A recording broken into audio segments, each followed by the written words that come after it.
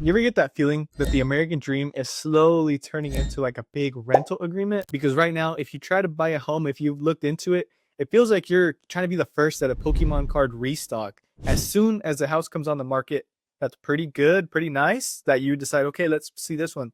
So are 15 other people. And not just people, also corporations and companies and who knows what else. So today we're breaking down the real reasons why homeownership is slipping out of reach. And spoiler, it's not just because people buy or because you spend too much on avocado toast. It's because the system is quietly glitching in ways that nobody really wants to admit. So let's jump right into it. So the part that nobody talks about is that home prices didn't just go up just because they went up. I mean, maybe they did, but mainly they outran incomes as if they were in some sort of Nike commercial sprinting. So you see, the median home price is up 47% since 2020, according to Redfin, but the median household income is up only 20% in the same period. So it's almost double the price increases, right? And mortgage rates basically said, you know what, I'm going from 7 to 8% in some areas of the US during that time. So homes got more expensive, and the debt to buy those same homes are also doubled, but the incomes, they did not, only went up 20%, a fifth. And one of the biggest issues that I haven't really seen people talk much about is the hidden inventory problem. And this is kind of wild. So a huge chunk, I mean like a huge piece of US housing is stuck being held hostage, but not by investors, not by BlackRock or anything. It's not even by corporations. It's by boomers. But because they're living their best lives in 5 bedroom houses they bought back in the 80s.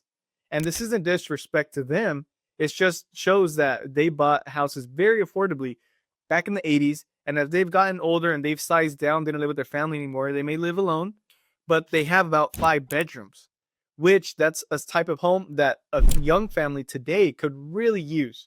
You see, many of them bought them way back 30, 45, 50 years ago, and it's paid off and they're retired. So why would they sell? What solution would you come up with there? It's kind of difficult because you don't want to take away their homes because they deserve those homes. They paid for them. But at the same time, you have young families who actually need those 4, 5, 6 bedroom homes that are already so expensive. But the only thing available online is 2, 3 bedroom houses that are in very poor condition that need a lot of repairs.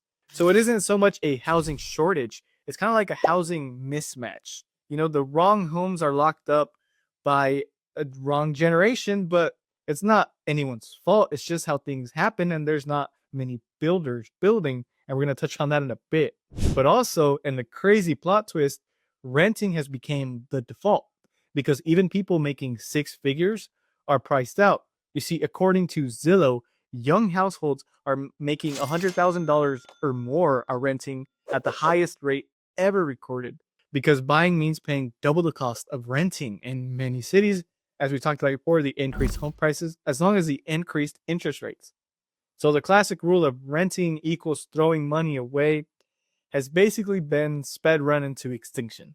Right now, buying at a 7.5% interest rate feels like throwing money into a wood chipper and hoping that it comes back to you as equity. And a big problem with the housing shortage that I kind of just mentioned is that boomer generation, they're not sizing down. You know, you'd think that as older homeowners got older, they would sell their homes and, you know, size down because they don't need it all. But why would they?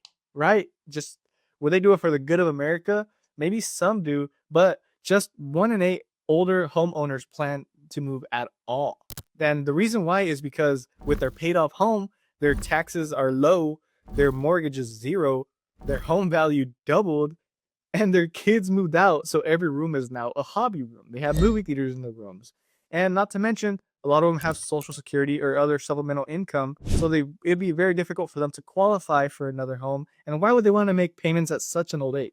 So younger families are kind of stuck renting these big homes or any big apartments that they can afford. And I say renting big apartments they can afford because you remember the 180,000 starter home that maybe existed 10, 15 years ago? Well, yeah, the developers nowadays, they don't remember it because it seems that nobody wants to build affordable housing. You see, only 8% of new construction is entry level, and that's down 40% from the 1980s. But why is that? Because it's literally unprofitable to build cheap or affordable homes anymore. There's land costs that are up, material costs that are up, labor that's also up, and regulations are higher than ever, especially in states like California. So builders are kind of like in a situation where they're like, all right, we're only building luxury homes now because that's the only way we can make any profit. So the result of all of these factors put together, you see it as this: homes are too expensive. Debt is also too expensive. Boomers are not moving. Builders are not building. Renters are stuck renting.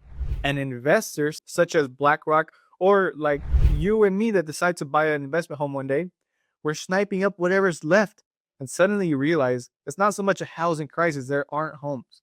It's kind of like a huge generational traffic jam between different periods of time. And we're all stuck behind a minivan doing 40 and a 75 in this traffic jam. But don't run away because not everything is doom and gloom. Here's the real story. See, you don't need to beat the housing market. You just need to understand it. You need to buy when you're stable, not when TikTok tells you it's time. I know there's a bunch of videos out there.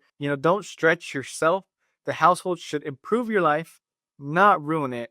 And remember that interest rates drop far more often than home prices do. So renting is also not a failure. It could be a strategy that you can use, especially in 2025. So don't feel like you're behind. The market's just broken. Broken systems never last forever.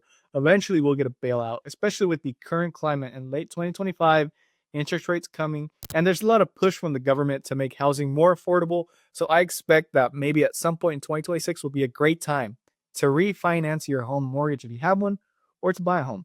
And if you found this video helpful at all so far, please just drop a like, hit the subscribe button so YouTube thinks that I'm doing something right. But also remember, I'm not a financial advisor. I made another video before talking about how Gen Z is in a silent recession. And that is true. And it really, really clicks in this type of environment because, as we said before, it's younger families that need this bigger housing.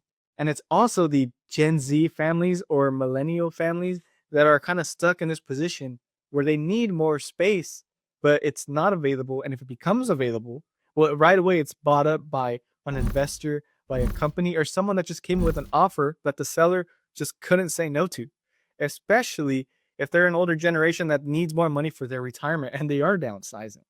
In a way, what would really fix all this is if builders built more, bigger housing, but that's so difficult with how expensive everything is. No building company can decide to go for that. And no matter what you have in your home, no matter what it can be or who is there, the best thing to have in your home is Jesus Christ. So if you love this video, hit the subscribe button, hit the like I said earlier. Also check out these and see you guys in the next one. Bye bye.